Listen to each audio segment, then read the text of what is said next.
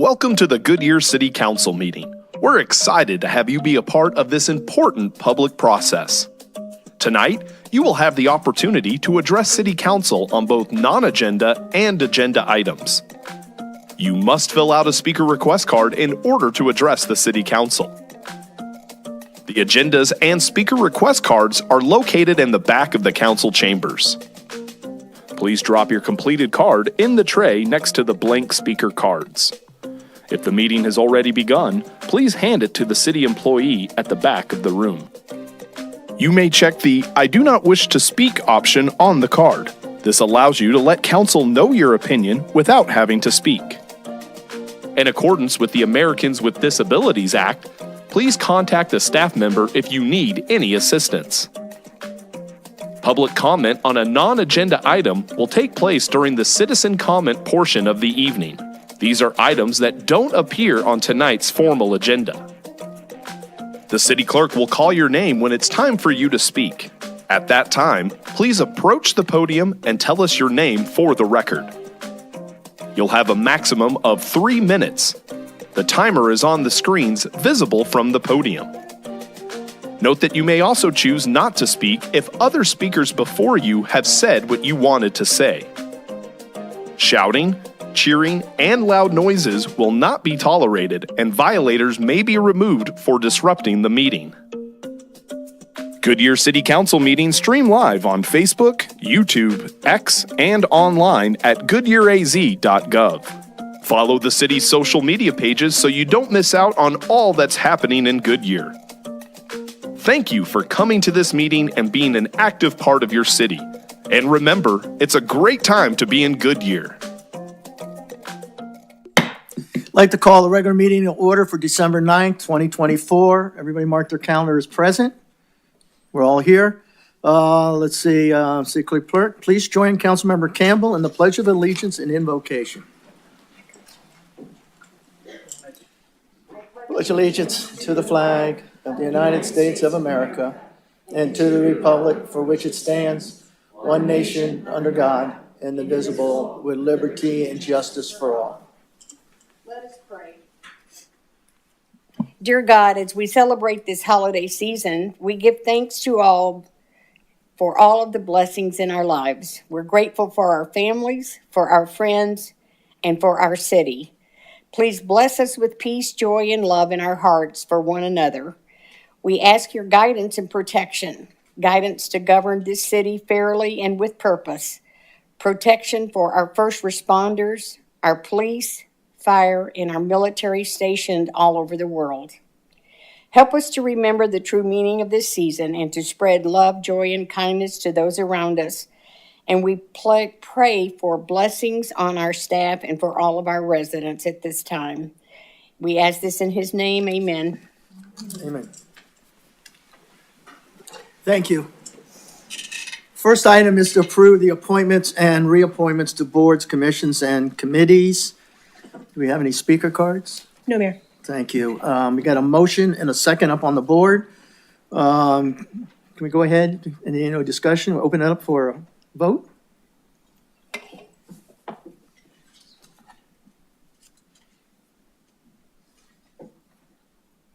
Got 7-0. Thank everyone.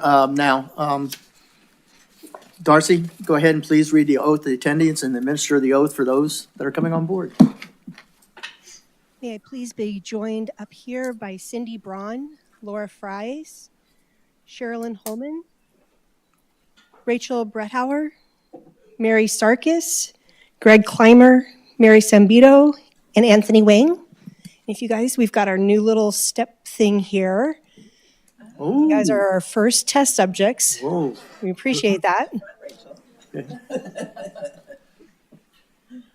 Sherilyn, want to come on over here?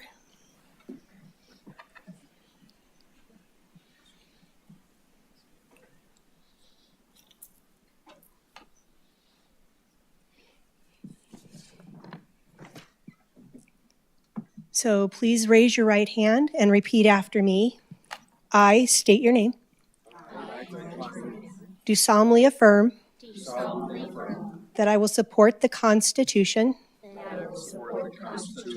of the United States and the Constitution and laws of the state of Arizona, and that I will bear true faith and allegiance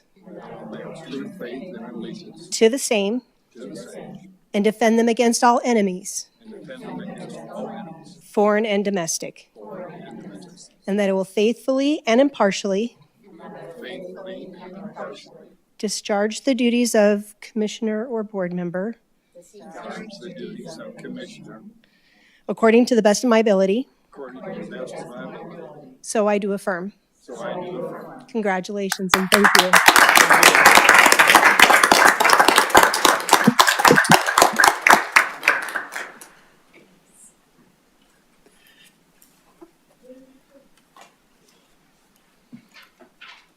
Do you have another one? That's it? Okay.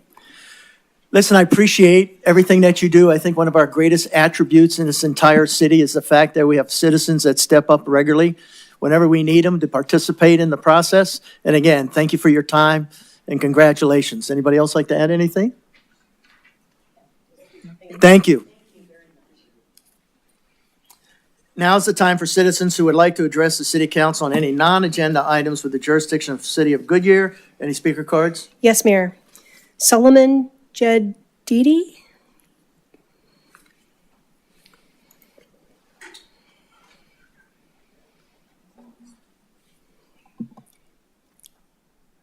Hello, sir. Before you start, the council will listen to comments, may take any one of the following actions: respond to criticism, request the staff investigate and report on the matter, request the matter be scheduled on a future agenda. Each speaker is limited to 3 minutes. The red light will tell you when there's 20 seconds left before you begin. Please identify yourself just by stating your name for the records. You don't have to give a residence address, okay? Good evening. My name is Solomon Jedidi. I'm a resident here in Goodyear, and I figured I'd take the time to come out and voice some of my concerns I have for my community. I don't believe they're on the agenda, but I figured I'd voice them anyways. Primary concern is the reckless driving. It seems to have been getting worse, especially in the Las Brisas area. It seems pretty routine, end of business day, 6 p.m. all the way till 1 a.m. or when the bars close. People have a habit of going through Las Brisas. They take Citrus Road down to Broadway, up 187th, back to West Lower Buckeye. They cut in and out of the neighborhood. And even though it's usually outside of business hours, that there's still a school and a park there. And I live there and I walk my dog, and I've almost been hit numerous times just in the past month. I've voiced my concerns with the Goodyear Police Department. I've called multiple times, to which my pleas seem to fall on deaf ears, at most apathy.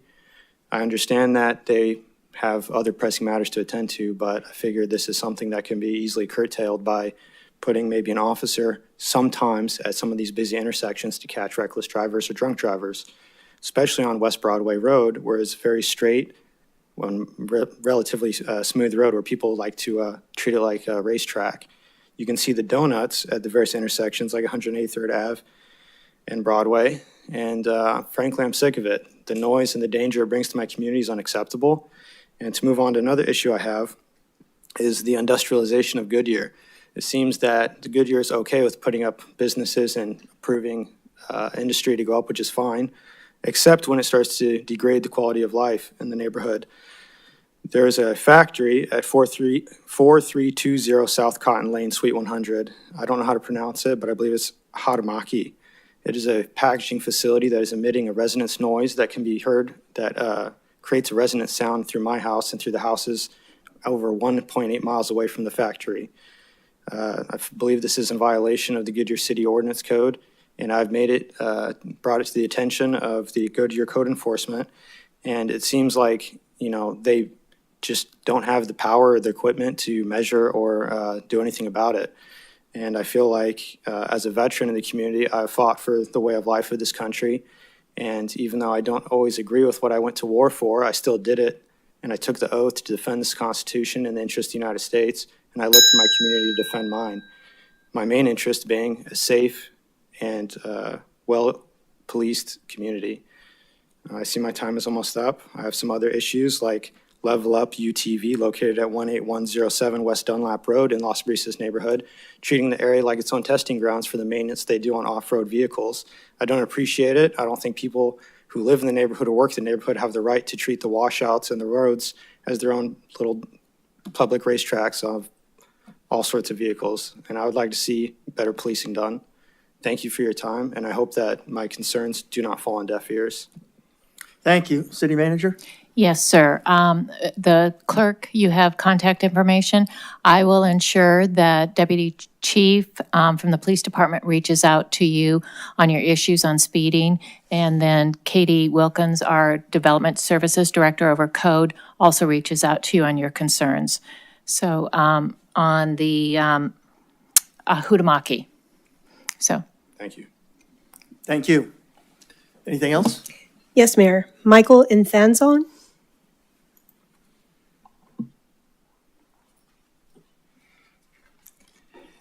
Again, Michael, three minutes, but you don't have to say where you're low. Just say you're a resident of Goodyear. You don't have to give the address. Yes, sir.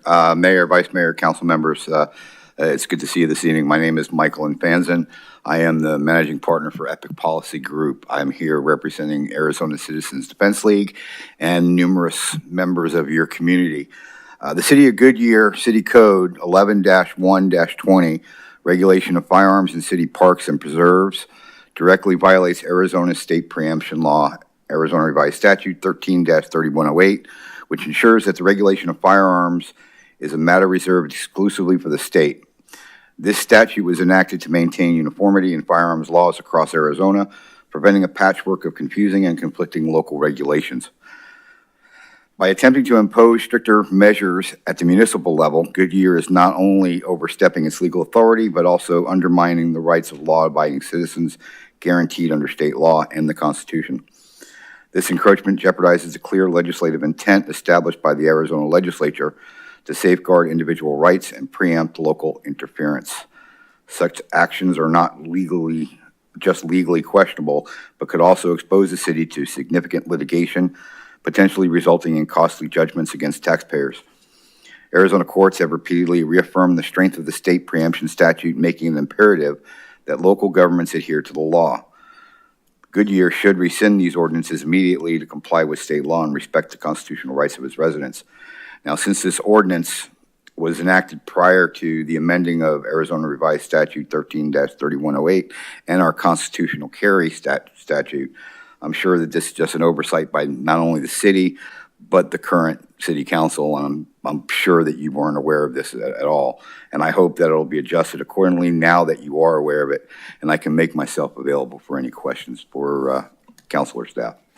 Okay, thank you. I think maybe this is something for our attorney.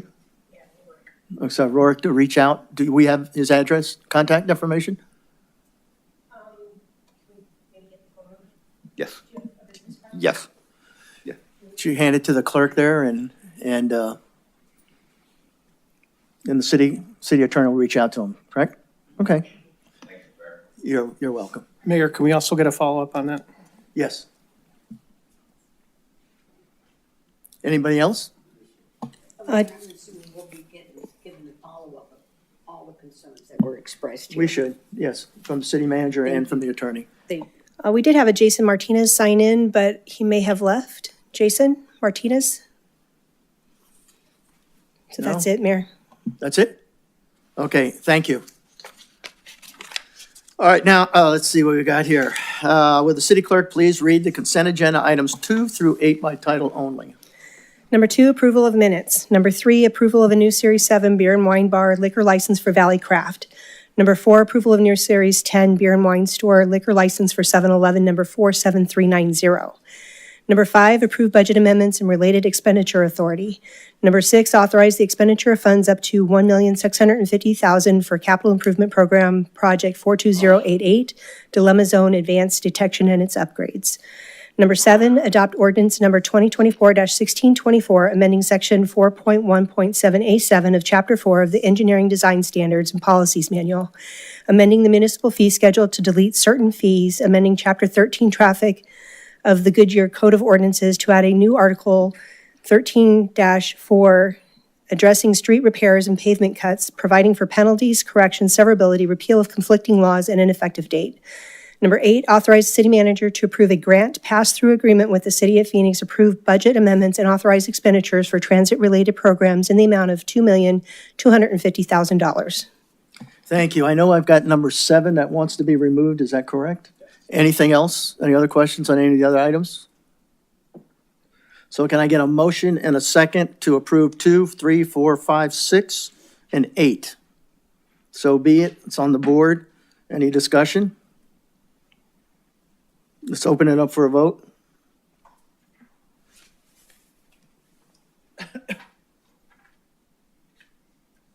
Passes 7-0. Now, it's my understanding on 7, you just wanted a separate vote on that. Is that correct, Councilmember? Yes, Mayor. New additional information was put forward in the item before us tonight on number 7 that I don't believe was originally contained in the work session material that we had, number 1, but number 2, I would prefer to just have my vote noted separately on this one item. Okay. Then can I get a motion and a second for number 7 of the consent agenda? Motion is up. Let's go ahead and vote. No. Passes 6-1. Thank you. All right, let's see what else we got here. We have 7 business items tonight. I would like to remind council to wait for a motion and a second before discussion. Our first item is consider an IGA with Flood Control District of Maricopa County for acquisition of land relating to the Bullard Wash Trail expansion. Please introduce yourself to the public. Thank you, Mayor, members of council. David Seid, Deputy Director, Parks and Recreation Department.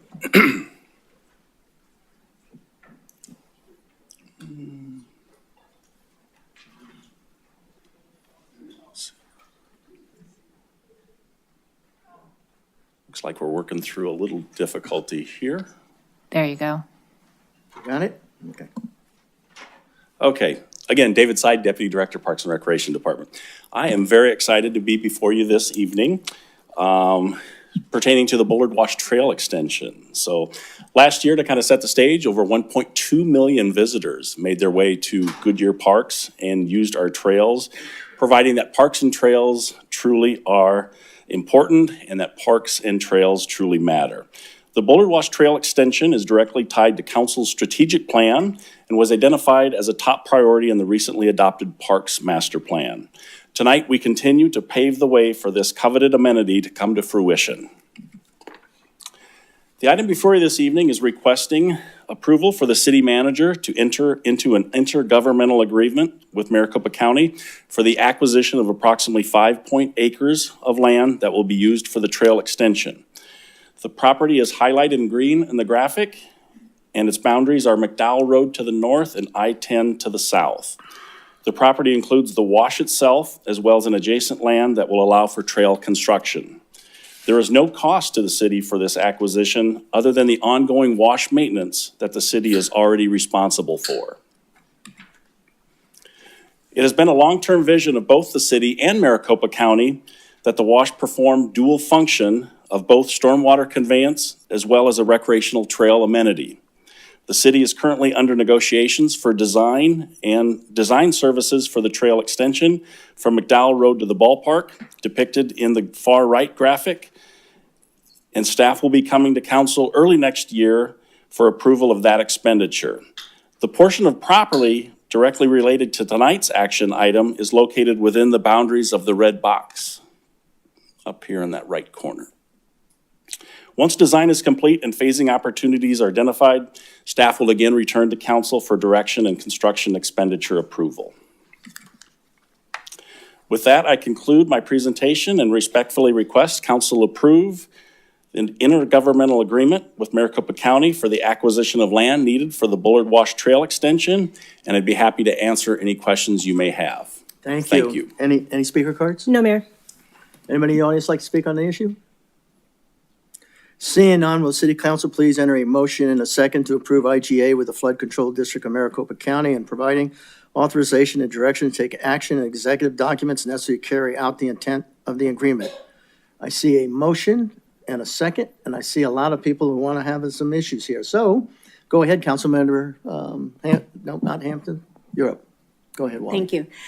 David, I just have a couple of real quick questions. I understand that it's to the left of driving westbound on McDowell, across the street from where our beautiful Bullard Wash is finished for right now, right? We're going to continue the same design? Is it going to mirror what's already on our side of the City Hall side eventually? Mayor, Councilmember Campbell, the intention is to continue the conditions, but there will be a transition south of I-10 all the way to the ballpark that will be more of a natural native vegetation look. So we understand when this was designed back in early 2000, Bullard Wash 1 and 2, heavy turf. You know, it's a different day and age at this time, and we definitely want to conserve our precious water resources. So you'll see it continue to the 10, but once you hit the 10, it'll definitely have a different look and feel of a more natural and native vegetation approach. Okay, are we still going to be able to rollerblade on it and ride our bikes on it? And, you know, we're not going to be walking in the dirt, are we? Correct. The goal is to have a multimodal trail system, so there will be a combination of hardscape, which will allow for that, as well as a DG path for some of those runners, joggers who don't want that wear and tear on their joints. Right. So we'll have a trail design for all of those needs and wants. It sounds wonderful. Now, so once we get this portion, do we have to go and get the other portion to the ballpark, or does this take us all the way to the ballpark? This was really the missing land link, if you will. We have property ownership that will allow for the trail construction the remainder of the way to not only the ballpark, but to points beyond the ballpark as well. So, okay, that's wonderful. Thank you so much. you're welcome. Councilmember Stipp. David, this is a great project. Do I understand that this is the completion of all of the Bullard Wash Trail from this point south, part of the bond that was approved? Mayor, Councilmember Stipp, so the bond that was passed last November by the community and the residents, I believe at about 58%, that was a portion from McDowell all the way down to the ballpark. So we are in design services already, negotiating scope and fee with a design firm, and we'll be coming back for that expenditure. Really, this is land that was required for us to go ahead and build the trail. So we want to make sure that all of the trail is built on city property that we own. But the funding mechanism for this is the bond. Correct. That's Okay. the primary funding mechanism, excuse me. That was my question. So not only is the bond going to pay for the improvement in the existing wash, but it will also pay for the purchase of this land to complete This it. land's free. This acquisition actually is at no fee. So the county we're requiring, there's no fee involved with this other than the ongoing maintenance obligation, Got which it. we currently have. All right, got it. Thank you. Councilmember Loretano. I want to thank you for bringing this forward because I think that'll be a very nice amenity, even when it transitions over to the desert. Councilmember Campbell basically asked my question, it's going to be a way you can bike or rollerblade or scooter or whatever from the ballpark area over. So you'll be able to get there without hiking through dirt. Correct. Mayor, Councilmember Loretano, yes, we want to make sure that we have a recreational amenity for all needs and wants. There'll be a combination of hardscape along with DG. So you'll be able to rollerblade, push a stroller, walk, jog, bike, do all of those type of activities. Some of us will not be rollerblading and we'll be in the hospital. We'll be calling Paul's people. My other question is, now I remember years ago, from where the Bullard Wash ends at the ballpark, does it continue on under the railroad tracks or isn't there another place that it goes? I don't remember. Currently, there's some improvements that get us down to the railroad tracks, if you will. We've reached out to the railroad to explore opportunities. Once we get to that, we're really focused on the McDowell to ballpark portion at this point. Yeah. But we're already conceptualizing and having those conversations. When this gets completed, it'll be a natural interest to continue on to Estrella Mountain Regional Park. So what opportunities are there? Some of those opportunities were mapped out in our recently updated Bullard Wash Trail Master Plan, and that was a subsection of the overall Parks Master Plan that was recently adopted. So we've already contemplated some of those railroad crossings and major street crossings as well. And I realize that's in like the next phase or the future, but it's, the vision is it can connect further on. We put the new bridge in and it connect to the park at someday. Our vision is to make every effort to minimize pedestrian and vehicular conflicts, if you will. I love it. So thank you very much. Councilmember Brandon, come on, you're up. No, this is fantastic. No, it'd be a really great amenity when it's all complete. I'm looking forward to it, jogging along there and using that amenity as well. Is this also connected to the Maricopa County Trail System portion?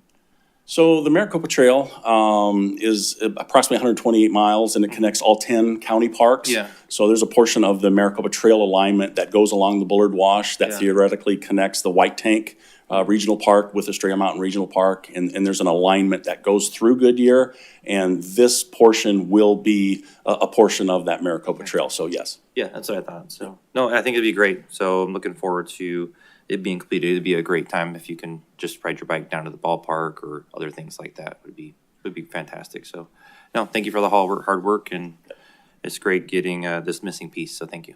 I'm in support. Councilmember Gillis? That's right. Can you hear me? Okay. Thank you for finally getting all this taken care of. I know Council Member Hampton really, really wanted some of this, and I think that it's a great asset to the city. And so I appreciate you bringing this to us because I'm absolutely 100% for this. So also, love the tie. Great. Thank you. Yeah, I think there's little between you and Councilmember Stipp, so, you know, it's kind of a toss-up there, so, but anyway, excellent job, and I'm also in favor of all this too, is the work we're doing, so. With that, let's go ahead and open up for the vote. Passes 7-0, thank you. Thank you. Next item to consider minimum number of signatures required for mayoral and council candidate nomination petitions. Go ahead and introduce yourself to the public, Darcy. Good evening, Mayor and Council. Darcy McCracken, City Clerk for the City of Goodyear. So I have one presentation, and it's going to be covering this item, but also the next item on the City Code 11-1-15. So currently Currently, we follow Arizona Revised Statutes, where we establish the minimum number of signatures. It's based on the votes for mayor at the last election that a mayor was elected. And it's 5% of that vote for mayor, not less than 5%, but not more than 10%. Currently, our numbers are at 911 signatures. So the issue that we're going to be facing is we changed to the fall of even years for our elections in 2019, and that puts our candidates on the same ballots as the state, the county, and some federal offices, and it also puts the mayor's race on the same ballot as the governor. So you couple that then with the increase in population. So in 2019, we were at 84,000 as a population and 46,000 registered voters. And we're now over 111,000 as a population and over 66,000 voters. This means that we can expect a higher turnout because the numbers, they just follow through. And that would then mean that our number of signatures required will actually increase as well. So just kind of a point of, as an example, prior to our current 911, it was 510, so it did almost double. So we do have an option available to us. Arizona Revised Statutes does allow cities and towns that have a nonpartisan election to establish an ordinance that would make it 1,000 for the number of signatures for us to actually have on for your petition signature, or for the signatures on a petition, or the 5% as a minimum. It does allow then cities and towns to actually make that calculation. So it would then make it so that we could then determine if the 5% was the lower number, we could go with the 5%. But if 1,000 is the lower number, we would go with the 1,000. Now, what we're hoping that this would do is actually increase participation from folks that are looking at potentially running for council. And it would not impact any of our candidates until actually 2028. So the recommendation is to adopt ordinance number 2024-1618 to amend the code. And I'm going to go ahead and do the next presentation as well, just kind of save some time. And there's not really a good transition because we're going to talk about spitting. So city code currently prohibits spitting, and that has been on the books since before 1973. I did check with Krista Whalen at the court administrator for the municipal court, and it has been used twice in the last 10 years. And in both instances, it was dismissed by the city prosecutor. So our option available is to amend the city code to remove the prohibition, but we do want to remain or keep the reserved and keep the number there. And that's so that we don't have to renumber the 24 codes that come after it. I did talk to the chief and he is supportive of this change. And so the recommendation is to adopt ordinance 2024-1623. Thank you. With that, any speaker cards? No, Mayor. Anybody in the audience like to speak on either one of these? Thank you. So, let's see, City Clerk, please read the ordinance number 2024-1618 by title only. Adopt ordinance number 2024-1618, amending the Goodyear City Code to add section 2-3-6, establishing the number of signatures required for Goodyear mayoral and council candidate nomination petitions and providing an effective date. Thank you. City Council, under a motion and a second to adopt number 2024-1618. I see a motion and a second up on the board. All right, open for discussion. Let's see, first one up, Councilmember Stipp. Darcy, I'd like to thank you and Rorick and the staff for getting this done and back to us before the end of the calendar year. We brought this up during the discussion about the charter changes. I think Benita and Trey will probably agree that the worst thing about running is collecting signatures. And if we can do something to lessen that pain, then I think we kind of owe the future councils that ability. The question that I have is, why does this not go into effect in 26? Why does it go into effect in 28? Because we've already established the signatures at 911 based on the last mayoral candidate race. So the next time that the mayor will run will be in 2026. So it would only change based on that number. It won't change based on the number that we've already got on the books. Got it. Okay. No, I think this is great. I appreciate everyone's effort to get it done before the end of the year. I wish the number could be less. You know, the only way forward with that is to consider districting. That's correct. Later. We've got much larger cities that are districted that have to gather a few hundred signatures as opposed to 1,000, but at least we've capped it, so I appreciate that. Thanks.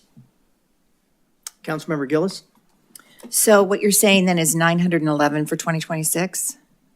Correct. Okay, so in reality, 911 turns into about 1,400, 1,500 signatures to be sure that we have the right amount of signatures in case there's duplicates or whatever. So any future candidate that wants to run, it's not 911 that they have to get. They have to get way more than that.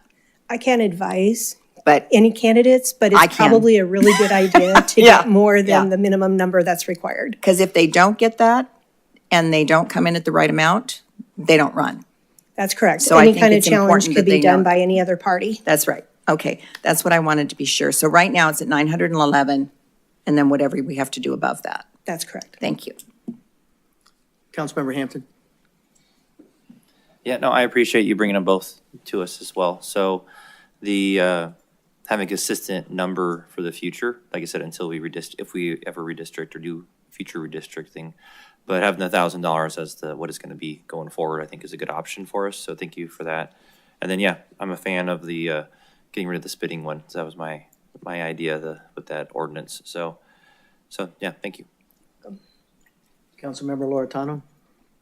Not too much else to say. I do appreciate that you looked into both of these issues. The spitting one, obviously, we haven't used it twice in 10 years. That's probably a good one. And if there's any other ones to bring forward that we haven't used, like running cattle down the street or anything like that, we might want to check to clean up anything else that we have out there as well.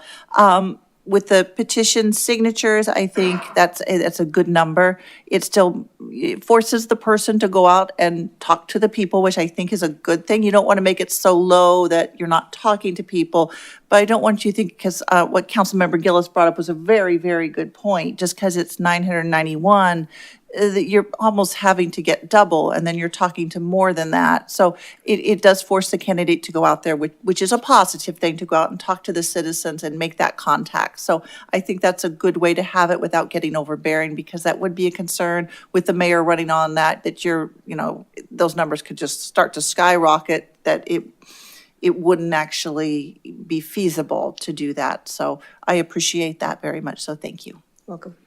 Yeah, I also like the fact you brought this back, but as I recall, there was 6 people who ran in the last election, and all of them collected well over 1,000 signatures. So it's not insurmountable, once you start on there. So as long as they can fix the date of the next election, they haven't done that yet, right? They haven't changed the statute. The statute currently does say that first Tuesday in August for the primary. Oh, so it is good. But the county changed it this last time to go back to July. So I do anticipate that the legislature will have to make a change as well for this coming year, for the coming election.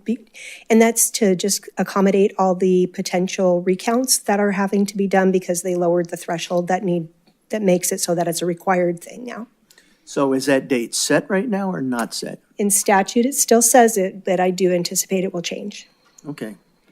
But that's not preventing anything from happening with that date right now? Correct. Right now, it's still Okay. the first week in August. All right, thank you. With that, can we go ahead and, open up for a vote on the first one here?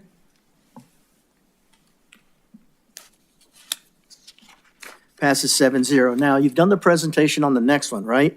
Are there any speaker cards that deals with the spitting ordinance? No, Mayor. None? All right, will the city clerk please read the ordinance number 2024-1623 by title only? Sorry, I was very happy to get the other one done, so Yeah, I'm sure you were. forgot to change the page. Adopt ordinance number 2024-1623, amending Goodyear City Code Article 11-1 offenses to amend Section 11-1-15 spitting, providing for correction, severability, and an effective date. Thank you. The council please enter a motion and a second to adopt ordinance 2024-1623. I see a motion and a second on the board. Does any request to speak items on this? Seeing none, going to go on up to vote. Passes 7-0. Thank you. Thank you, Darcy. The next item is to receive the 2024 Annual Comprehensive Financial Report. Go ahead and introduce yourself to the public, please. Thank you, Mayor Pizzillo, members of the council. My name is Jared Askelson. I'm the finance director here with the city of Goodyear.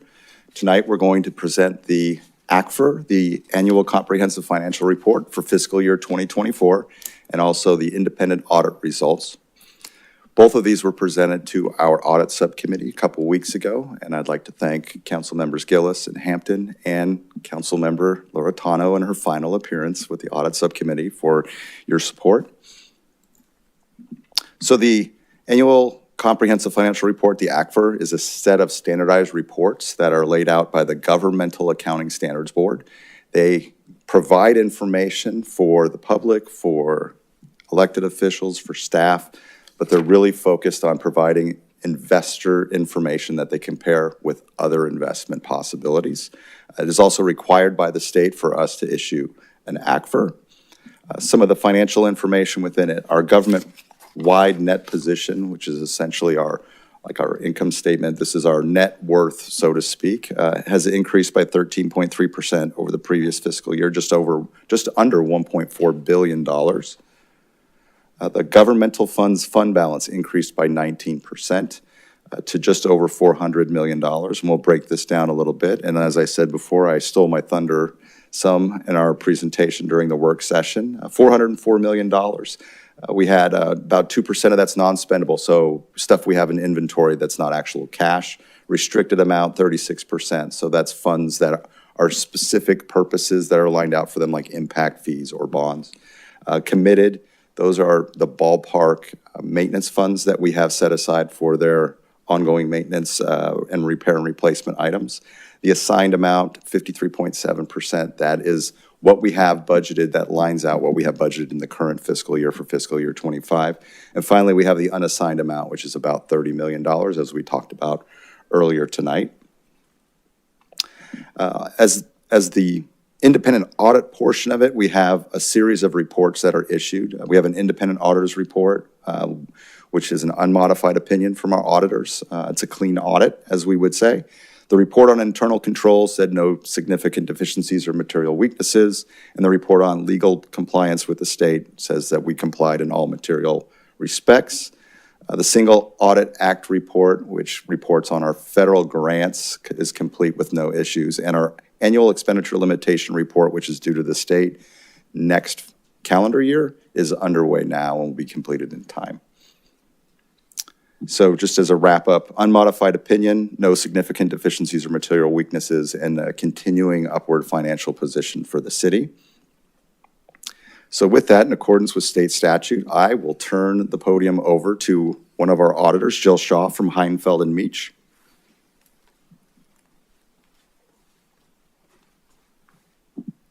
Thank you, Jared. Mayor, Vice Mayor, members of the council, thank you for your time tonight, for having us here to present the results of the audit. My name is Jill Shaw. I'm with Heinfeld Meach. We're the external CPA firm that is contracted to complete the annual financial statement audit. Each year, our audit standards require that we have certain communications to boards of governance, such as councils as yourself. So a lot of these things are standard communications that are required. But before I begin, I would first like to thank Jared and the entire finance department for their professionalism, their responsiveness. They pull a lot of documents for us. And so their responsiveness and participation in the audit is very much appreciated. To start out, the audit timeline, just to give you a little bit of background on when it starts, when it finishes. We start in the summertime. We come out before the final numbers are ready, and we do preliminary field work. We look at some of the compliance with state and federal regulations, and then we come out again a month later and we look at those final numbers in the report that you're seeing. So this timeline here from June to November is a really good indicator of how the audit went. This is about as tight as a timeline can get for a city this size. So I always tell boards and councils that that's a really good sign when the audit is done on time. This presentation is being done in accordance with statute. So as Jared mentioned, the audit requires a statute and also requires that councils have an opportunity to see the audit results and hear from the audit firm. Within the scope of audit services, Jared covers that this includes financial statement audit, which is done in accordance with auditing standards, government accounting standards, as well as uniform guidance, which is federal regulations that cover that single audit. We also perform an audit over all 9 of the community facilities districts and issue a separate unmodified opinion on each of those facility districts, so those each have clean opinions. The annual expenditure limitation that is forthcoming here in the next couple of months. The HERF portion of the audit, we pull a sample of expenditures from HERF monies, and we make sure that those are spent in accordance with statute. And then every 3 years, the court is required to have a review in accordance with minimum accounting standards. So that was done this year and also had no findings. So that's great news there for the court as well. All of our communications will also talk about the responsibilities of us as auditors as well as management of the city. And within that is where a lot of the communications about fraud occur, because it's a common misconception that the purpose of the audit is to uncover fraud.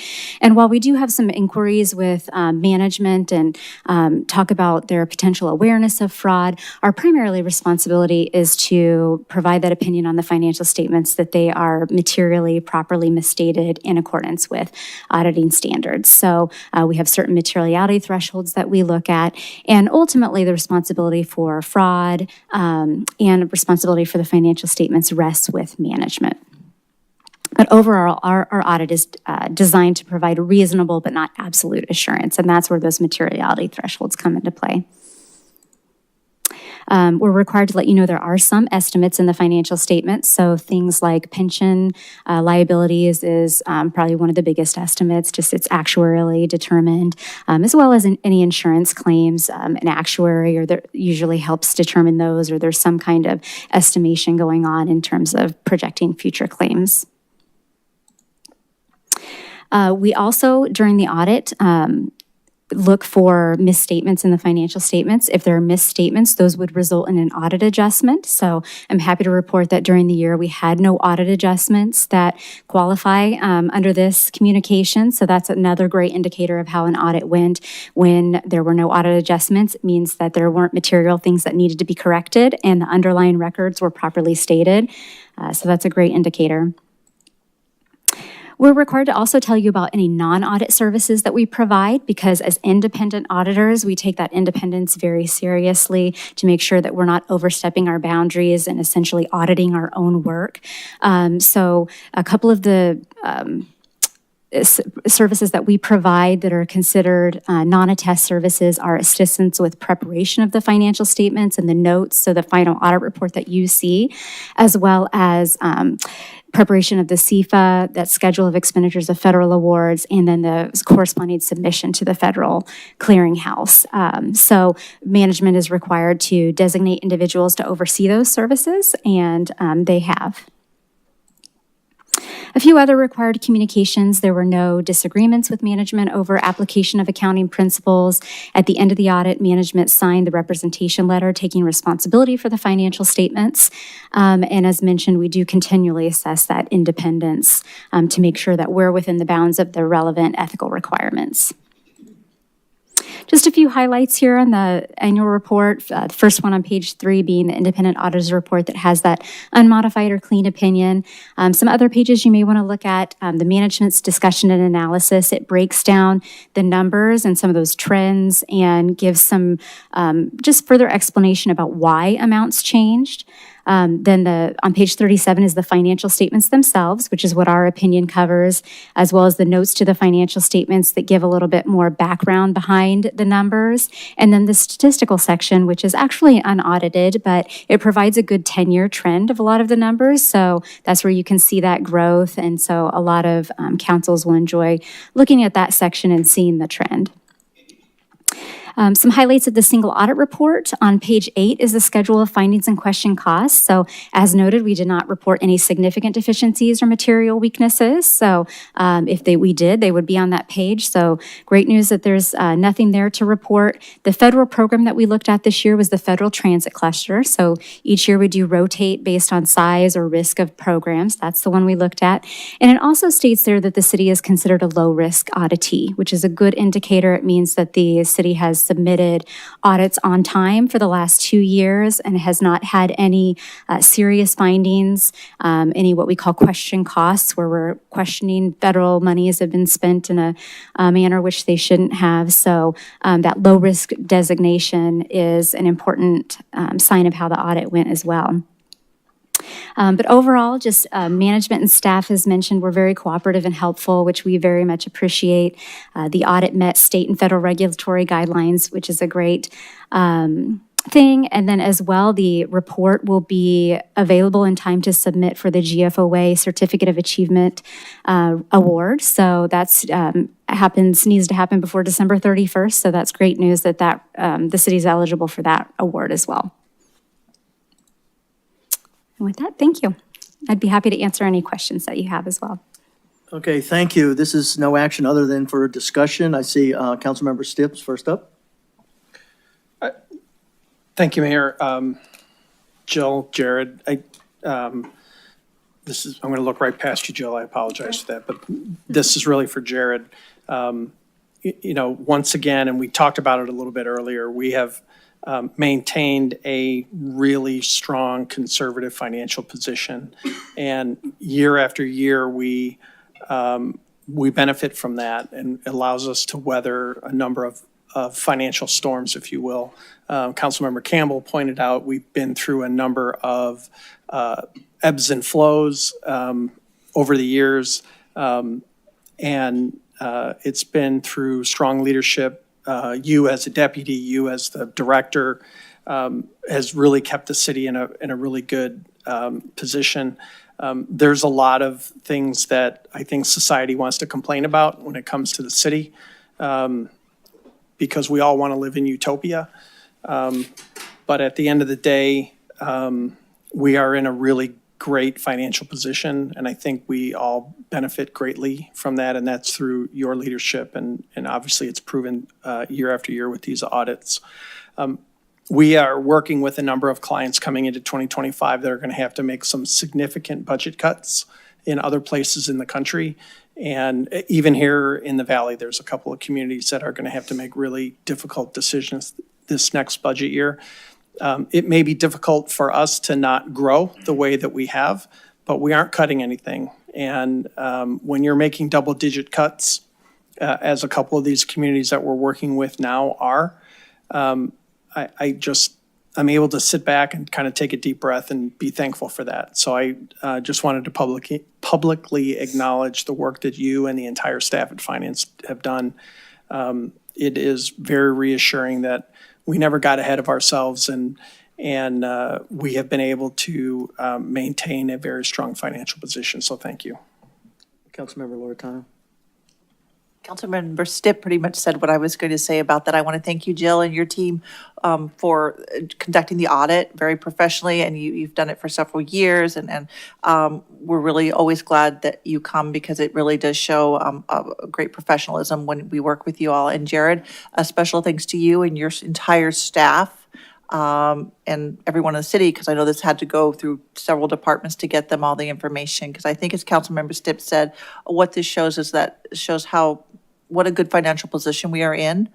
We are very fortunate, and that's because we have great staff and leadership in our city. So we appreciate everything that you've all done. And so thank you very much. So if the public's seeing this, this is a very good thing. And it shows that we are very financially conservative and fiscally ahead of the ball at this point. So thank you, and thank you. Councilmember Hampton. Yeah, no, also, yeah, thank you so much, Jill. I appreciate your guys' team and your hard work, and Jared as well. And thank you for Sherry Loretano being on the Finance Committee with me. So be sad seeing her leave, but thank you for being on there with me as well. So, yeah, thank you for another clean audit. So thank you to you and your team. Vice Mayor.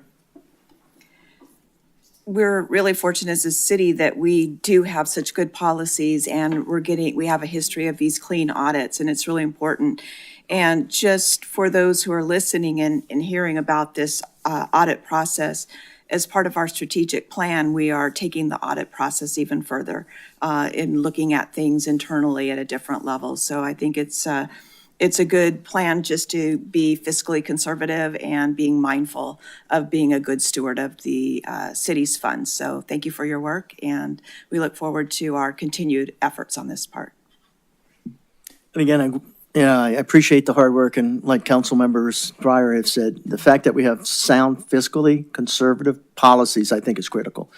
You know, we've gone through, and several of us been on here for quite a while, and we've weathered some really, the Great Recession and whatever you want to call it in 2008.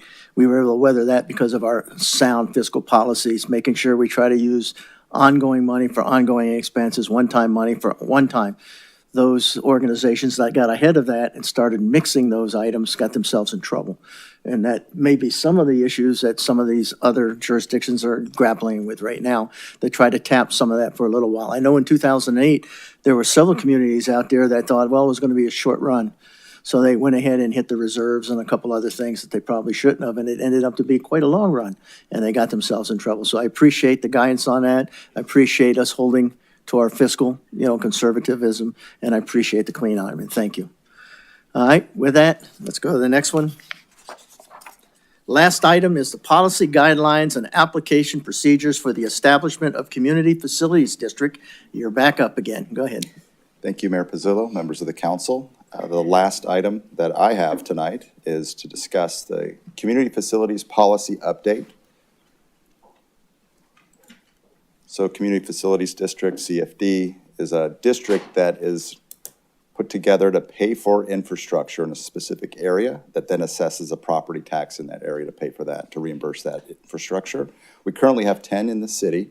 The history of the policy, we originally adopted it in 2004. In 2008, there was a change in state statute that put many restrictions, including on the fees that can be charged, and also required that the board be composed of members that included 2 members identified by the largest landowner in the district.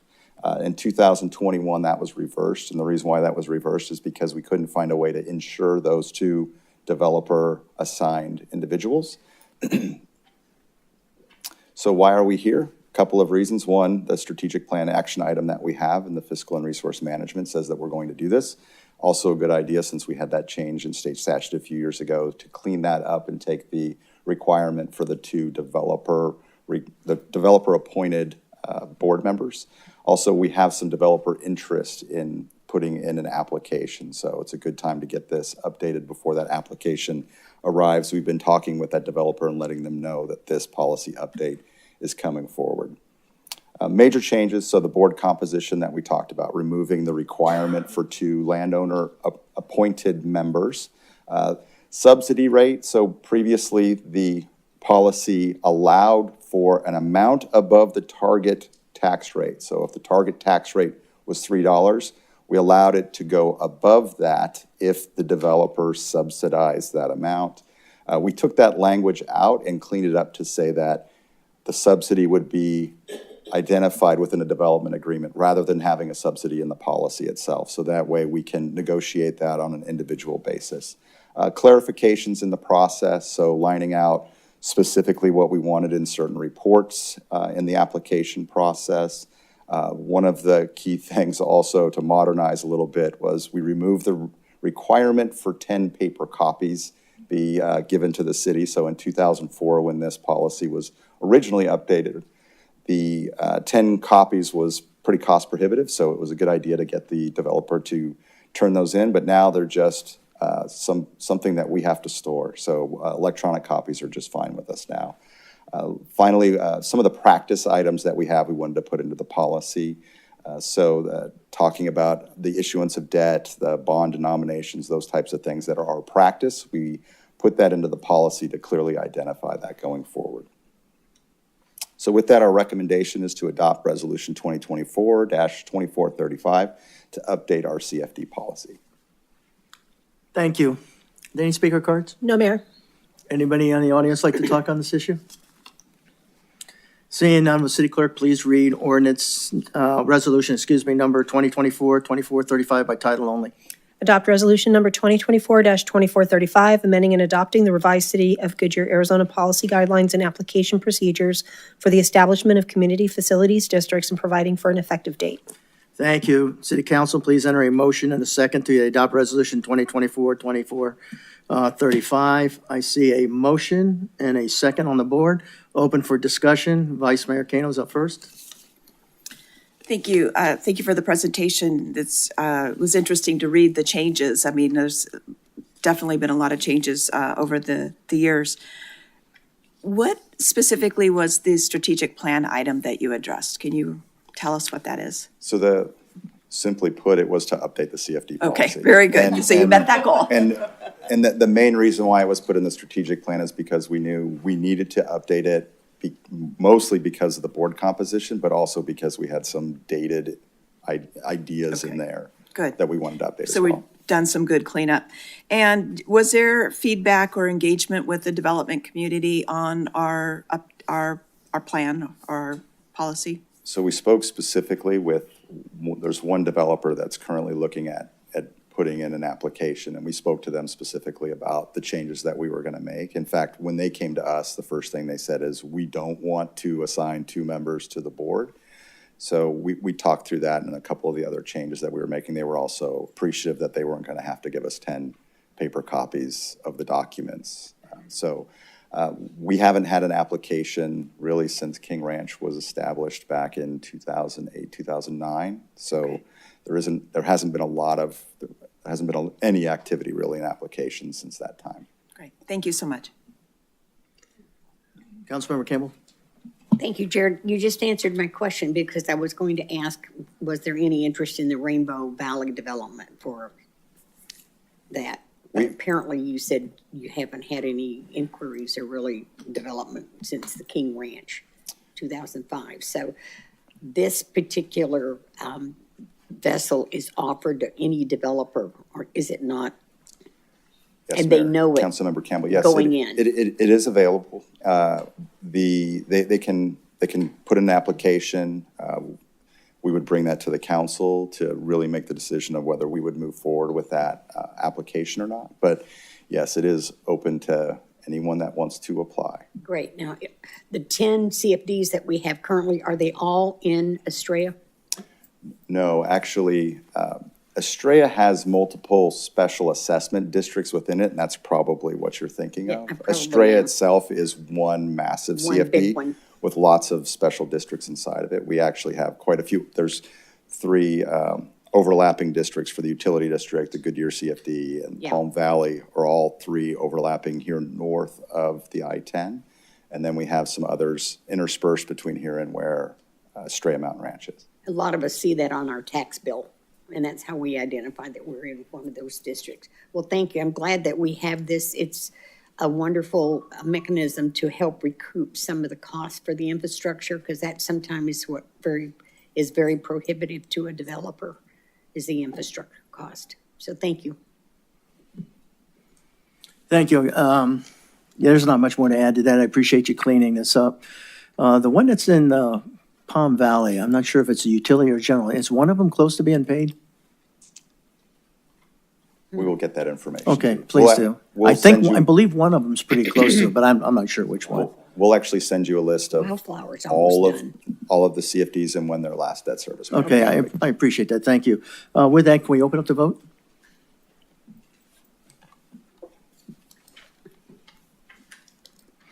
Passes 7-0. Thank you. Thank you, Jared. Does council have any comments, commendations, or reports on current events or requests or future items? Yes. All right, I'm just going to give a quick report, if you don't mind. Our Pebble Creek home tour for our Goodyear Police Department Shop with the Cop raised $15,500 in the afternoon of our home tour. Now, on Saturday, is it okay, Chief, if I talk about it? Okay, on Saturday, Chief and I and our fire crew went over to the pickleball courts, and we filled, is it a 3/4-ton truck? 3/4-ton truck full of toys that were donated from the pickleball club just for our Goodyear children that are going to be given out. So this coming Saturday is our Shop with the Cop. And then the following Saturday is our distribution for Fill a Need that our employees in the fire department have been working diligently all year to put together. And we have 29 families that we are going to be taking care of. So we really thank the community for their pocketbook outreach to us. They are just so generous, and we just are so grateful. Thank you. That's awesome. That really is. Councilmember Stipp?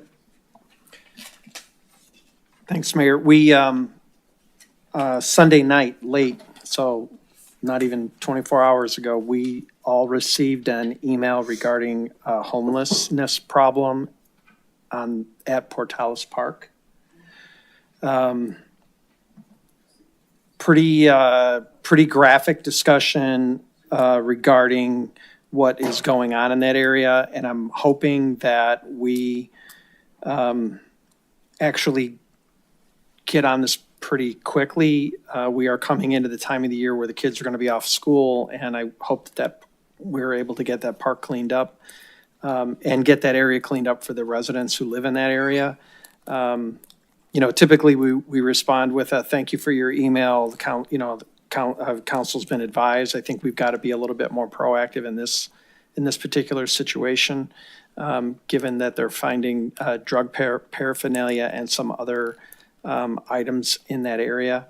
I realize that there's not a lot we can do necessarily about homelessness. And if they're not quote unquote urban camping there, our hands are pretty limited. However, I would like us to be super proactive on that and make sure that this area is cleared up before we get into the end of this month where the kids are off of school and hopefully the weather's nice and then we can actually utilize the park in that area. I hate the idea of our parks being turned into a campground filled with drug paraphernalia. Anything else? Okay, with that, City Manager? I have an update on Friday night, the lighting of the tree out front. It was the first night of holidays on the square. That attracted an estimated 3,300 attendees, which was a 10% increase from 2023. And then over the weekend, the rink welcomed more than 900 skaters, which was a 39% attendance increase in 2023. And so our very successful Holidays on the Square continue this Friday, December 13th, with merry melodies featuring an exciting performance by AZ Dueling Pianos. That's Thank it, you. sir. I can tell you what we've got going down here at Civic Square. I was there Saturday night for an event, and it's just packed. I mean, the synergy at Distillery, the synergy at Copper and Sage was just off the charts. So we've got something great being built around here, around City Hall, so. Yes, we do. Read that next meeting be held December 16th, 2024. A vote may be held to call an executive session for the following pursuant to ARS 38-431.03A 3, 4, and 7. Discussion and consultation with city attorney for legal advice and to consider its position and instruct its representatives regarding real estate matters and a purchase and development agreement related to Lot 8A Goodyear Civic Square. Can I get a motion and a second? I've got a motion and a second. Open a vote.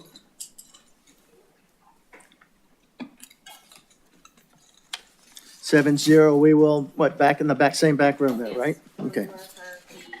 All right, thank you.